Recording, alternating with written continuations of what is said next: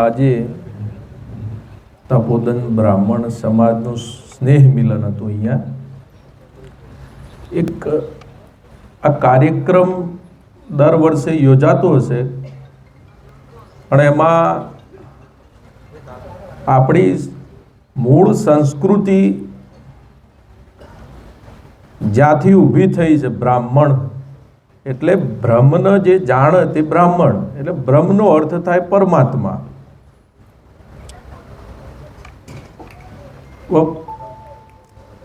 પરમાત્માને જે જાણે અથવા બ્રહ્મને જે જાણે એ બ્રાહ્મણ કહેવાતા. ઋષિ મુનિએ આ શબ્દ વેદનો શબ્દ છે બ્રહ્મ. એના પછી થોડો ટાઈમ થયો એટલે આત્મા શબ્દ, એના પછી ભગવાન, પછી સમય જતા જતા અત્યારે મહાપુરુષ કહે છે, કોઈ મોટા પુરુષે કહે છે. પણ બ્રહ્મને જાણવા માટે સંતોએ સરસ વ્યાખ્યા કરી કે ભાઈ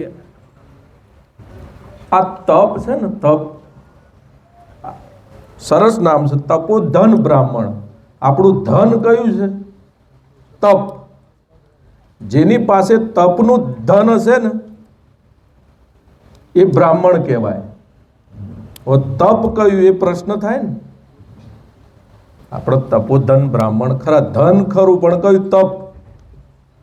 જેમ વૃંદાવનમાં જાઓ તો સંતો એવું કહે છે કે હમારો ધન શ્રી રાધા.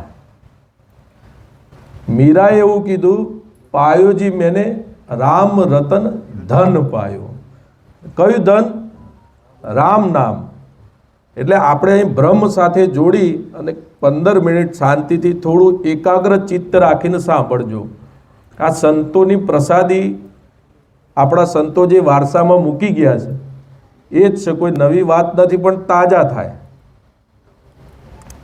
બ્રહ્મ સાથે જોડાવવું હોય તો શું કરાય? અર્જુનને ભગવાને શરૂઆતમાં જ એને વિષાદ થયો. પહેલો જ યોગ વિષાદ યોગ છે. વિષાદ એટલે આપણી અત્યારની લોક ભાષામાં કહીએ તો અંદર અશાંતિ, કકળાટ કહેવાય, અસમંજસ. હવે અત્યારે આ આધુનિક જમાનામાં એવો કોઈ વ્યક્તિ નથી કે જે અસમંજસમાં ના હોય અથવા અશાંતિમાં ના હોય. દરેકને કંઈક ને કંઈક પારિવારિક, આર્થિક, શારીરિક કંઈક ને કંઈક સમસ્યાઓ તો છે જ.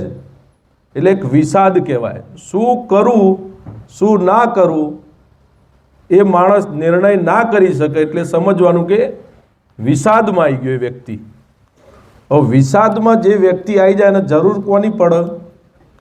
કૃષ્ણ ભગવાનની. કારણ કે સમસ્યાનું સમાધાન, શરીરમાં રોગ હોય તો ડૉક્ટરની જરૂર પડે, એમ મનમાં રોગ છે તો મનના બી ડૉક્ટરો વર્તમાનમાં હાજર છે, પહેલાંય હતા ને આગળ રહેશે. એટલે આપણી અંદર કયો વિષાદ છે? આપણી અંદર અત્યારે આધુનિક જમાના પ્રમાણે જોઈએ ને તો અત્યારની દુનિયામાં એક વિષાદ વધારે જોર પકડ્યું છે. એ વિષાદનું નામ છે દેખાવ. દેખાવ એક એવો વિષાદ અંદર ઊંડો ઉતરી ગયો છે કે માણસને ભ્રમથી જુદો કરી દીધો, અથવા એવું કહેવાય કે ભગવાનથી દૂર લઈ ગયા.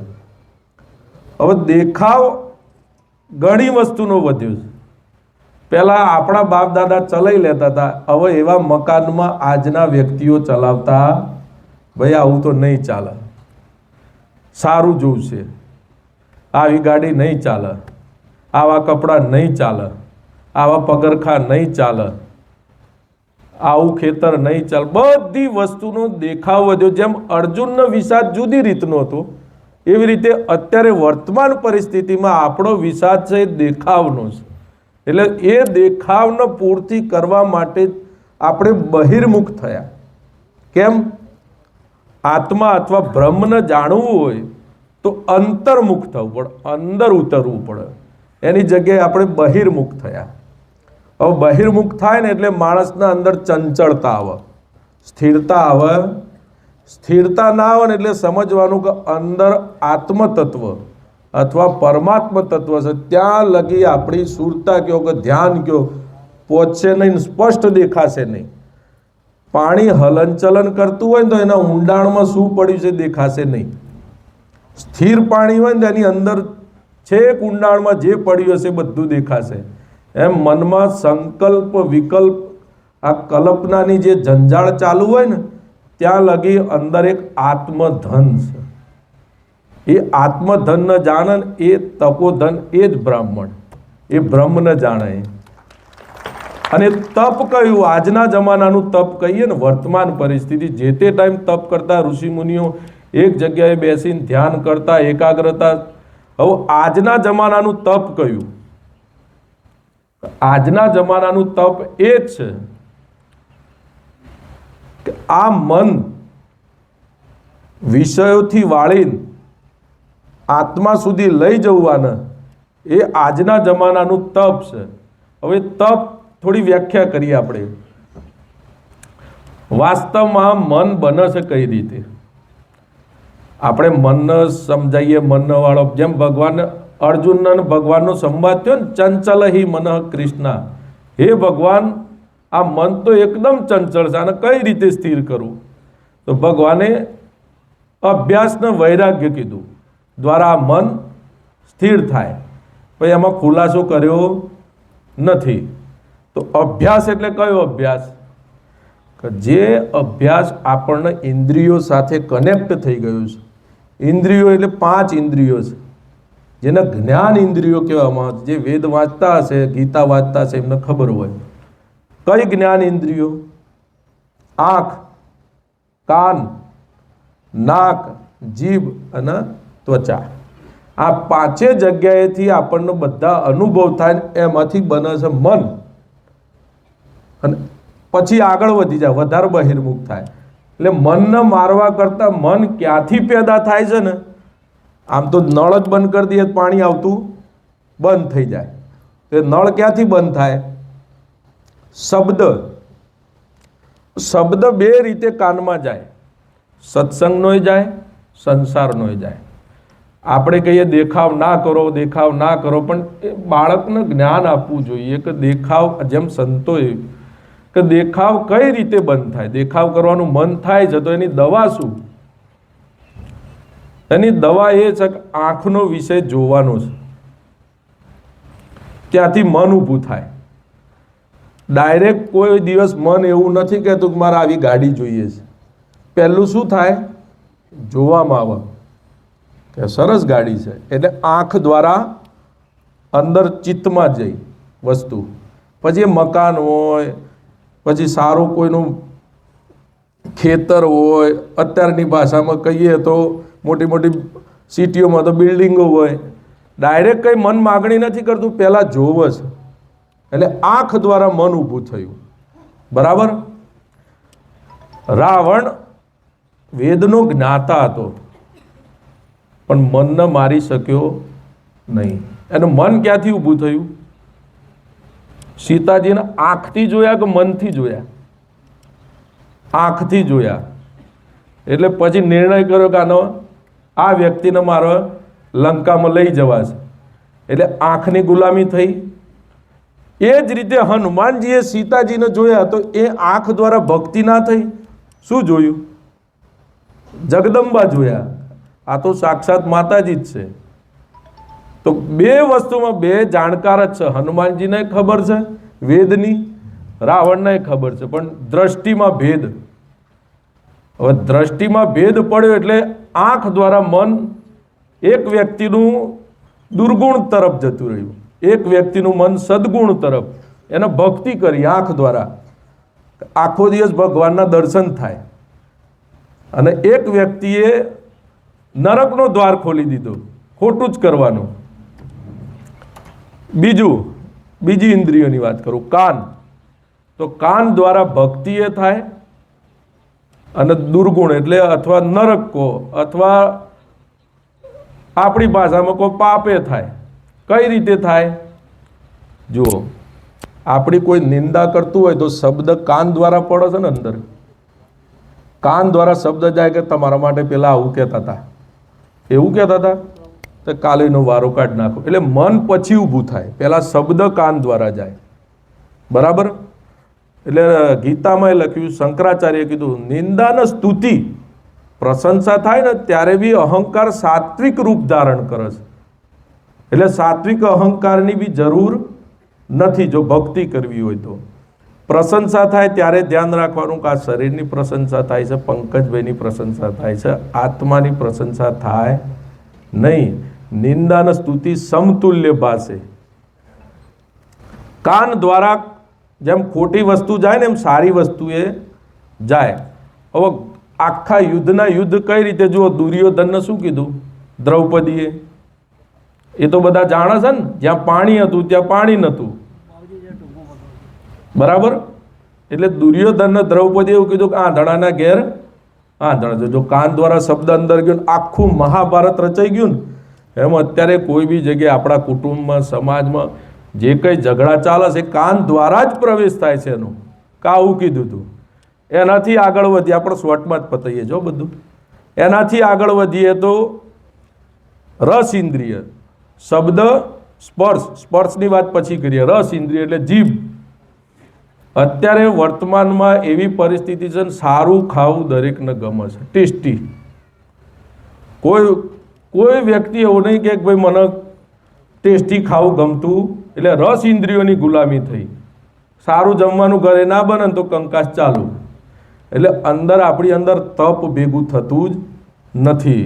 એટલે કંકાસ ને કકડાટ ને પછી સારું ખાવાની આદત થાય ને એટલે જીભ રસની માંગણી કરે, એની ગુલામી થાય.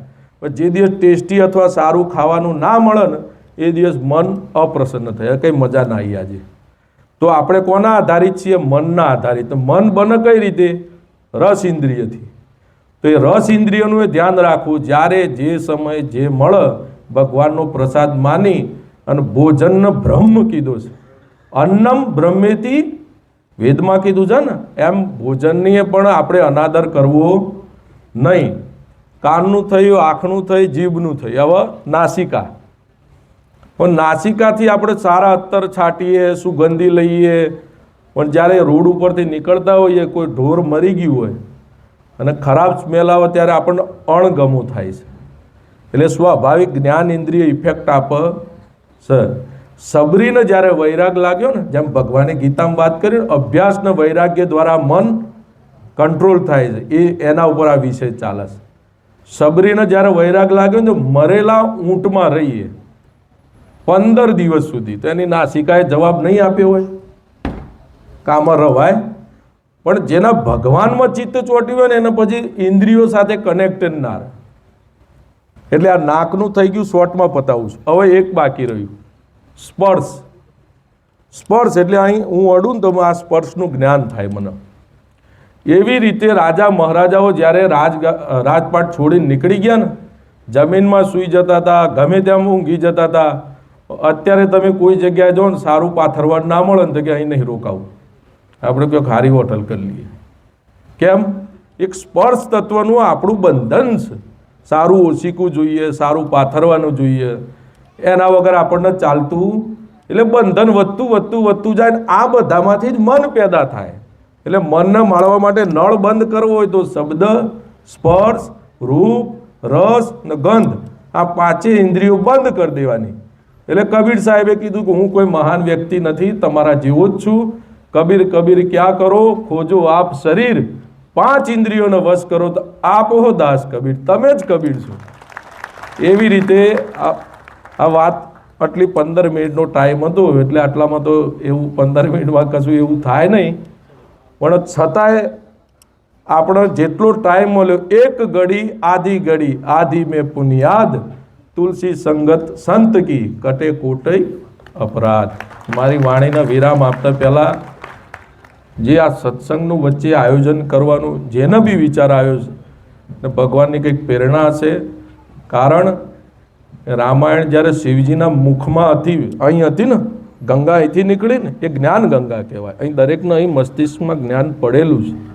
પણ એ જ્ઞાન બહાર કાઢ્યું કોને? પાર્વતીજીએ.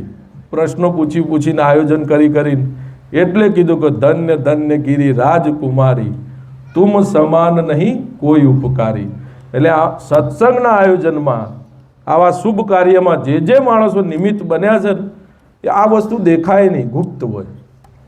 એ બધા ઉપકારી સમાજ માટે અહીંથી એક શબ્દ સારો કોઈના જીવનમાં લાગી ગયો, જેટલું આચરણ કરશે ને વ્યક્તિ, એનું પુણ્ય આ આયોજન કરનાર વ્યક્તિના ખાતે જ જવાનું. એટલે મારી વાતનો વિરામ આપું એ પહેલાં સર્વને મારા જય સિયારામ, નવા વર્ષના જય ગુરુદેવ. હું એ તમારા જેવો માણસ જ છું, પણ મહંત લખી દીધું એટલે મનને હણી નાખે એને મહંત કહેવાય. હું વક્તા છું, મારા ગુરુનો શિષ્ય છું, મહંત નથી. મારો પૂર્વ કોલેજ કાળ બહુ સારો નહોતો, એમ તો હું ઉલટી દિશામાં હતો. પછી એક સાધુને મળવાથી એમને કીધું કે બેટા આ ના કરે, આ ગંદકી છે, આ કાઢી નાખ આ માર્ગે. એટલે માર્ગમાં ચડતા ચડતા ચડતા ચડતા ચડતા 7-8 વર્ષ લાગ્યા. પછી એમને કીધું કે આ તમે કહો છો મને સમજણમાં આવતું, તો કે મારું શરીર નહીં હોય ને એના 6 વર્ષ પછી સમજણમાં આવશે, એવું કીધું હતું મને. કે મારું શરીર નહીં હોય એના 6 વર્ષ પછી સમજણમાં આવશે. એટલે કંઈ એકદમ આ વસ્તુ ફિટ થાય એવી નથી. રામાયણમાં તુલસીદાસજી એવું લખ્યું, બહોત કાલ કરહી સત્સંગા તબ હુએ મન કા સંશય ભંગા. તારા બધું સંશયનો નાશ થાય. આટલી વાતને કહીને વિરામ આપું છું. મારાથી કોઈ ભૂલ થઈ હોય સમાજની અથવા ટાઈમ વધારે લેવાઈ ગયો હોય તો મને માફ કરજો. જય સિયારામ.